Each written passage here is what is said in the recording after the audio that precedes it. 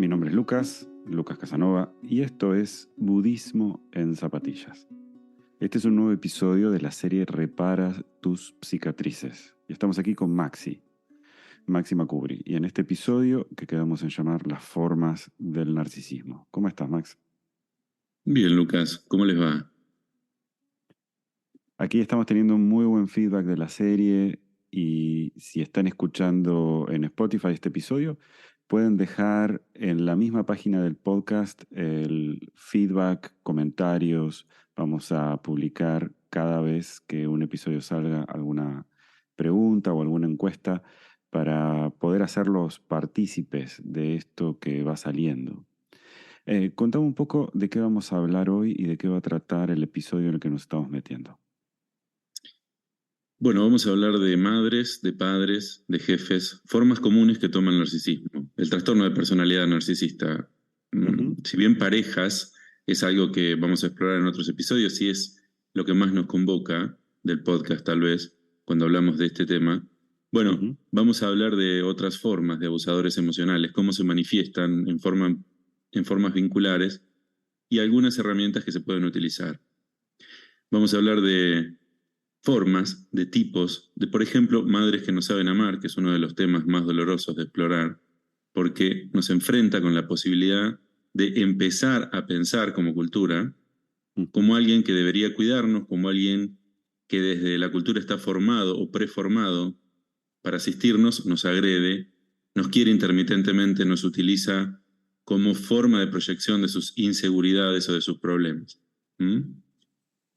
Sí, hay una cosa que yo vengo viendo con el tema de la maternidad vista de esta manera, que es una maternidad muy infantil, ¿no? Que toma a los hijos como parte de sí mismos, no como seres individuales o personas que se pertenecen a sí mismas y que tienen una vida independiente, sino que hay muchas madres que terminan viviendo a través de los hijos, como que se teje una red donde la madre o el padre ocupa el centro de esa telaraña y todos están mirando a la misma persona.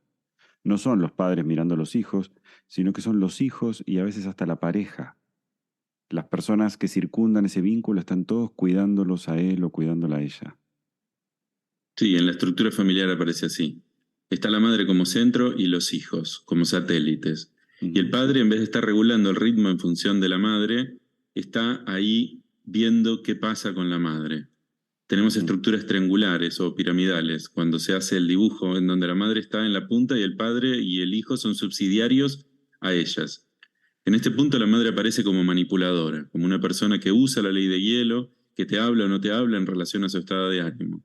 Una madre que tal vez se victimice, una madre que puede vivir la agresividad de una manera muy natural, lo que Claro. llamamos la diferencia entre lo que pasa afuera y lo que pasa adentro. Un lobo con piel de cordero o un collage de todas estas otras cuestiones que son tan dañinas, ¿no? Sí. Son personas que no elaboraron sus heridas emocionales y quedan fijadas a una inmadurez, que trasladan a sus hijos, las proyectan, las depositan, y que Sí. tienen esta cuestión tan difícil de afrontar para lo que es la constitución o la construcción de un hogar saludable, funcional. Y sobre todo cuando uno es niño, ¿no? Que es el Mm. cambio de ánimo, como a mí me gusta pensar, los vientos cambian rápidamente. Mm. Bueno, entonces los hijos son criados en este tipo de juegos vinculares con madres narcisistas que tal vez traben un poco el desarrollo Claro. y hagan que sean tal vez sobreexpectantes estos niños o que estén muy alerta. La mirada, el oído, el olfato, la intuición. Tienen que estar muy atentos de qué viento va a venir, de qué es lo que está pasando en esa familia, qué es lo que está pasando en ese clima que puede cambiar rápidamente, ¿no? Sí, a ver, uno aprende a caminar como si fuera sobre cáscaras de huevo. Aprendes o crees que tenés el talento de regular las emociones de los demás, y si te descuidas es como si te convirtieses en terapeuta de tus propios padres. Estás entrenado a escuchar, entrenado a regular emocionalmente al otro. Yo siempre cuando trabajo con este tipo de vínculos, por supuesto que trabajo con gente que está del otro lado, no con las madres o padres, sino en general con los hijos. Yo trato de ayudarlos a hacer foco en los talentos que han podido desarrollar gracias a la plasticidad que hay que tener como niño para poder sobrellevar o vivir en un esquema como este. Es una cantidad de talentos. Estás todos los días en la escuela, y en esa escuela de apego, en esa escuela de conducta. Y por supuesto que esto erosiona y causa un montón de problemas de autoestima, porque estás construido en función del otro, en vez de estar construido en función de lo que necesitas como niño. Vivís mirando a otro, y entonces lo que sucede más adelante es que a estas personas les cuesta verse a sí mismas. Y ahí empieza el desafío. Y decir, ¿sabes qué? Todos estos talentos son maravillosos y tienen uso. Sí, es así. Lo que tienen en común estas madres narcisistas es que tienen una falta de empatía con las necesidades reales del hijo. Y tienen una falta de empatía sobre todo cuando el hijo empieza a decir sus primeros no, cuando empieza a desafiar activamente la posición, la triangulación del sistema familiar. Con lo cual, ahí la sintomatología aumenta. Bueno, la apuesta se redobla, entonces se aprende a posponer en pos de mantener el clima emocional. Eso que considerabas lo que ahora se puede pensar como un trastorno de personalidad, en su momento era algo que se había naturalizado, ¿no? Y vos te convertís en Sí. una suerte de suplente de ese síntoma. Bueno, tenés que complementarlo para que no haya lío, para que no venga papá y te rete, porque estas triangulaciones, entre paréntesis, demoníacas, son cuando tu padre vuelve y tu madre está desestabilizada. Entonces aprendes un montón de competencias, aprendes un montón desarrollas un montón de superpoderes, ¿no? Claro. Eh, Y bueno, desgraciadamente aún así no basta, porque lo que pasa es que cuando ese padre vuelve, la culpa es tuya, y si insistís, bueno, otra vez vuelve a crecer y a crecer y a crecer, desmayada en el sí. sillón, porque se derramó la leche, por ejemplo, ¿no? La culpa es tuya. ¿Mm?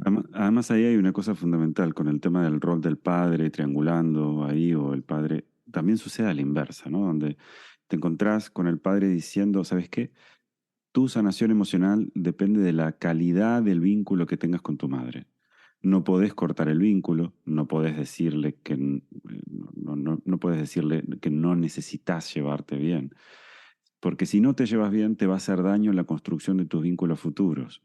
Hay personas muy informadas que entienden o que funcionan como facilitadores para que estos esquemas narcisistas continúen.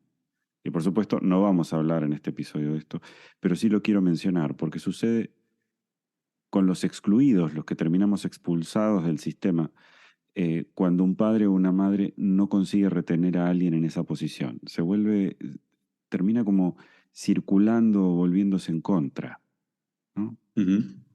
El niño aprende que entonces que cuando no logra mantener el clima emocional, bueno, no es suficiente. Empieza a sentir prematuramente Claro. que no merece ser amado. Que en tanto no demuestre que puede mantener ese clima, que debe mantenerlo, que tiene que ser lo suficientemente inteligente y hábil para equilibrar eso, un determinado valor para ese sistema familiar, bueno, no merece ser amado. Entonces ese origen debe ser clarificado, debemos poner luz sobre eso, porque si no, se puede sentir toda la vida. ¿Mm?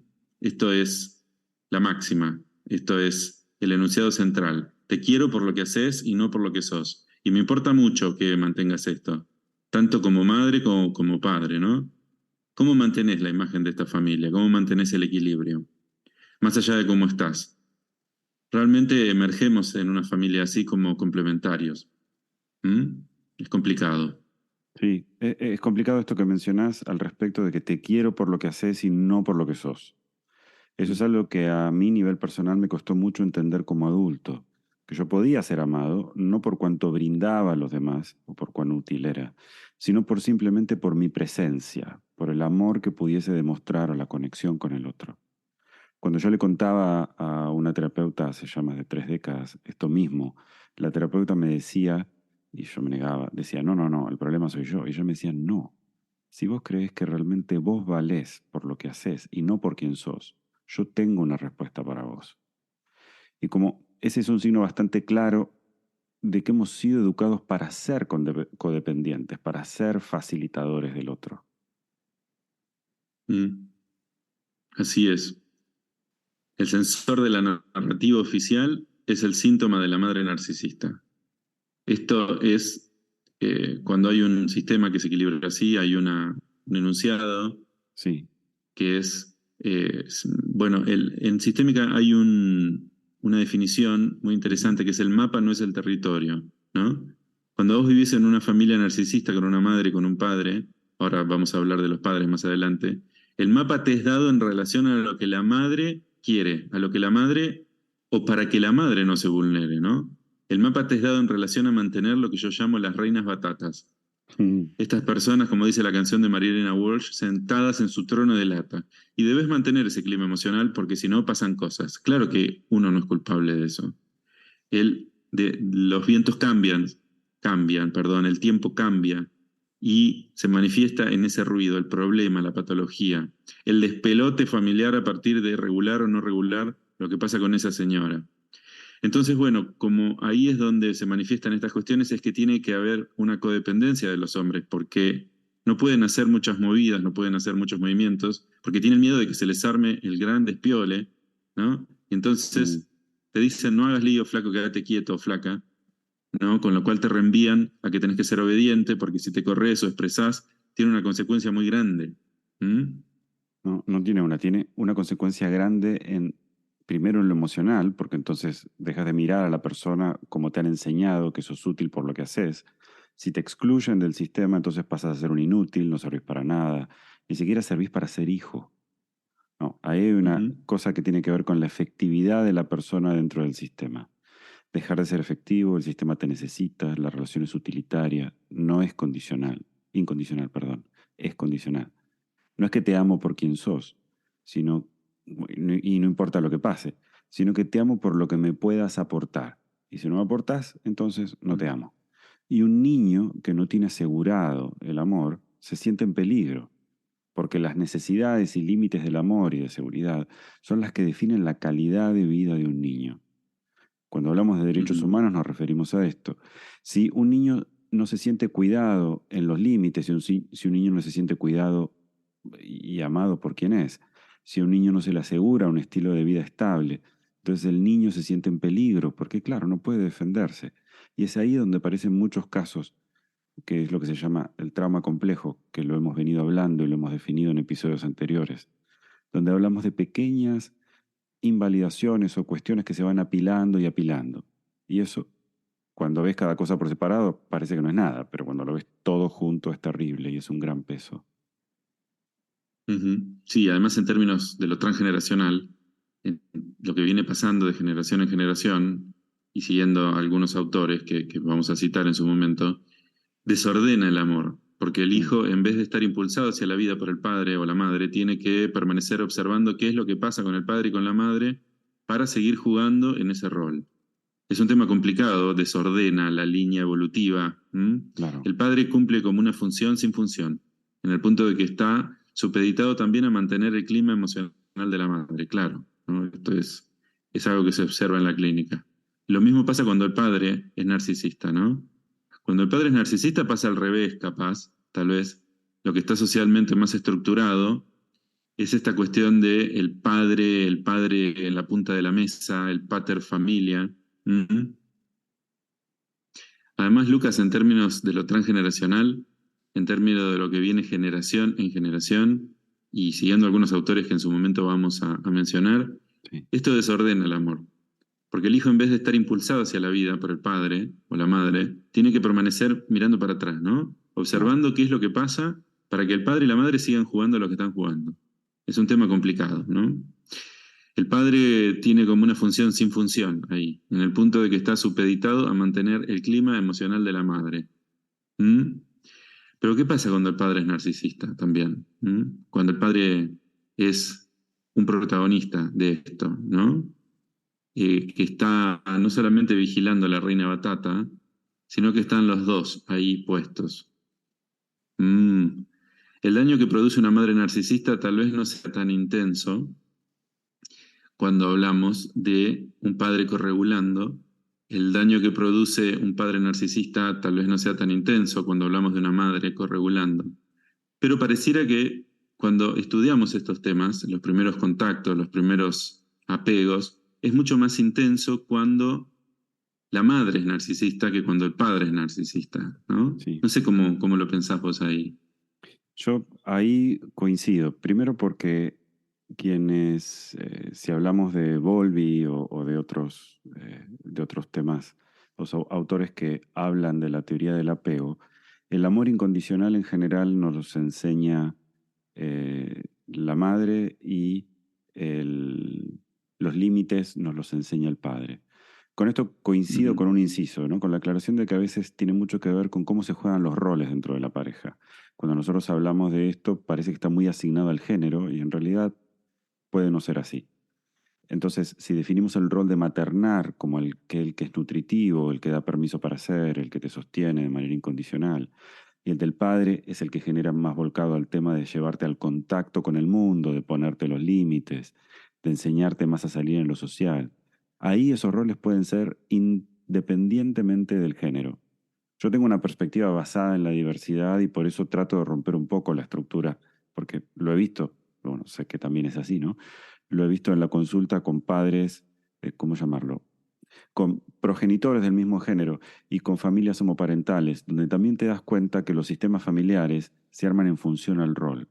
Y aquí el tema de hoy es que siempre hay uno de los dos que está más volcado a enseñarle al hijo a verse a sí mismo y el otro que está más volcado a llevar el hijo al mundo. Y en esa diferenciación creo que se puede ver. Sí, esa es la manera de diferenciarlo. El padre y la madre son funciones simbólicas, que pueden ser encarnadas más allá de los genitales que posean. Ujú. ¿Mm? Esto es centrarnos en la diversidad y aceptar la diversidad que la pareja tenga, ¿no? ¿Mm? Pero es cierto que clásicamente la función paterna es la que habilita la famosa parábola de Moisés, ¿no? Cuando Freud habla de Moisés y la religión monoteísta, el Señor que impulsa al pueblo al nuevo orden, al Mm, sistema. Bueno, el padre narcisista tiene esta particularidad que tal vez en nuestra cultura latina, de la mano dura, ¿no? De un padre que siente que es la ley, no que la representa, de un padre autoritario. Es una posición que no es arbitraria, ¿no? sí. Una persona habilitada para agredir físicamente o para abusar de su fuerza, alguien que compite con el hijo del padre narcisista. Yo a tu edad ya había logrado más cosas. Esto es ser un hombre, o las niñas hacen tal cosa y los hombres hacen tal otra. ¿M? Mm, Un padre obtuso. En mi experiencia clínica es ambivalente, intermitente, como sucede con todo el trastorno narcisista, ¿no? ujú, Pero tiene la particularidad de que está ahí, hiperpresente, tipo panóptico, ¿no? Es del gran hermano, mirando, observando. Este padre que no está mirando para que seas vos, mm, sino para que hagas como él. ¿M? Y claro. son estos padres que desde, como digo yo, muchas veces lo veo desde un coche nuevo y llenos de su coquetería, le tocan bocina al hijo que no mantienen hace meses o que no ven, Mm, ¿no? Es un padre que se centra en él, que piensa en él y que tiene muy pocas dificultades, no, perdón, que tiene muchísimas dificultades para salir de ese círculo, ¿no? ¿Mm? sí, sí, sí, muy cierto. Por eso a mí me gusta la diferenciación a veces entre lo que tiene que ver con lo patológico y lo que tiene que ver con la inmadurez emocional. Porque hay muchas Ujú. cosas de estas que se ven en la inmadurez emocional y con la toma de conciencia que se produce en el apego más profundo, en el poder ver que el otro sufre, en querer lo mejor para el otro, no hay empatía. Puede no haber recursos, puede no haber educación, puede haber, no sé, puede no haber educación emocional al respecto, puede haber mucha instrucción académica y muy poca educación emocional.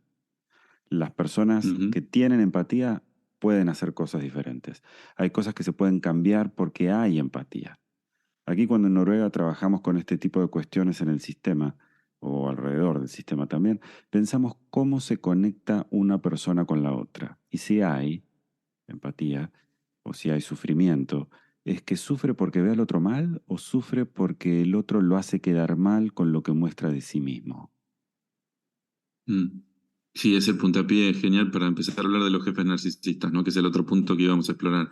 Veníamos hablando de madres, padres, vamos a jefes, esta cuestión del sistema, de, bueno, hasta dónde me haces brillar o no, hasta Ujú. dónde contribuís con el clima o te descarto, ¿no?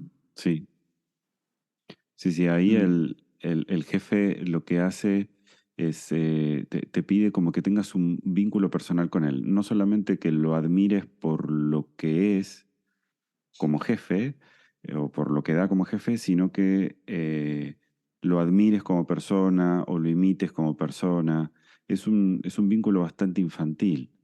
Te pide que lo Ujú. valides, ¿no? Mm. Que no solamente tenés que hacer bien tu trabajo, sino que además le tenés que caer bien.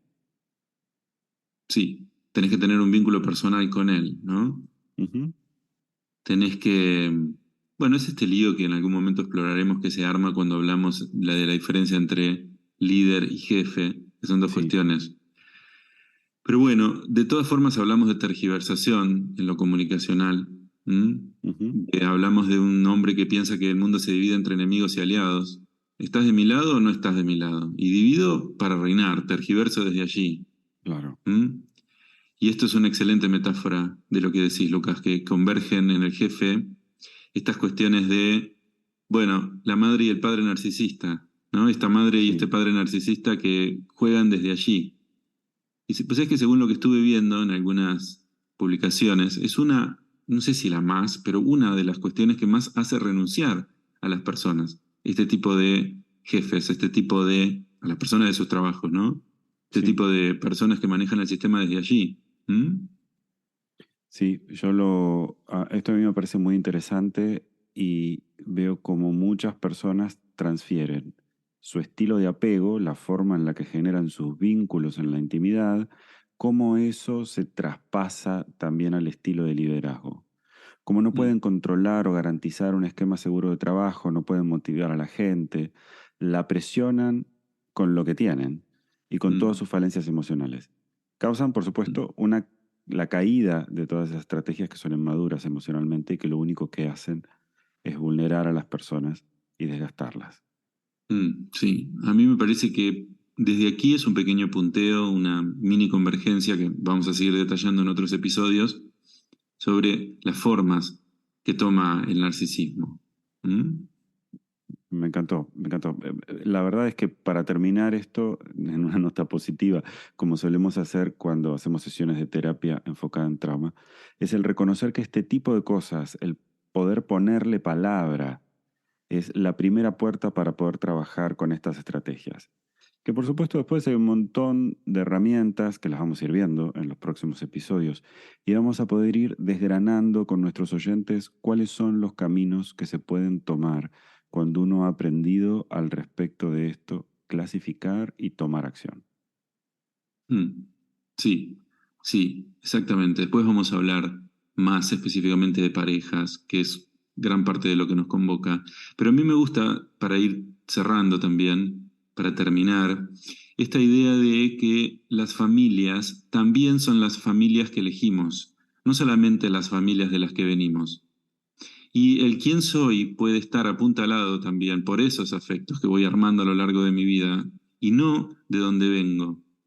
En el inicio, el origen no debería definir nuestro destino. ¿Mm? Eso me encanta. En el budismo hay una frase que me gusta mucho y dice que el destino habla de los condicionamientos que hemos tenido en el pasado, porque como no hemos sabido verlos, no hay otra manera que a través de los ojos de la inocencia o de la ignorancia, entonces nos condicionan. Pero en el momento que uno despierta, eso cambia y se convierte en libre albedrío, porque entonces uno empieza a elegir qué quiere hacer después con esto. Y la familia biológica es una cosa, y la familia lógica o la que uno elige es diferente. Siempre hay una posibilidad cuando hay toma de conciencia de elegir. Sí, sí, es esta cuestión de poder empezar a hacer con lo que hicieron de nosotros. Mm, ¿Mm? Y elegir desde ahí activamente, a partir del reconocimiento y de nombrar y de escuchar cómo reaccionamos a eso, cómo seguimos reaccionando a eso. ¿Mm? me encanta. Es tomar conciencia para empezar a tomar acción y construir desde allí la vida que queremos vivir. Muchísimas gracias, Maxi, por este nuevo episodio. Y recuerden que esta música que están escuchando ahora es de mi amigo el músico uruguayo Gustavo Ripa y que pueden contactar con Maxi en Instagram como @psico.maxi y a mí me encuentran también en Instagram como @lucas.casanova.yoga. pueden darse una vuelta por la página donde están todos los episodios de esta serie, con lecturas recomendadas y demás, que es en mi sitio web, lucascasanova.com/repara. Así que acuérdense, no estamos rotos, a veces simplemente estamos trabados. Un abrazo muy grande. Muchas gracias. Namaste.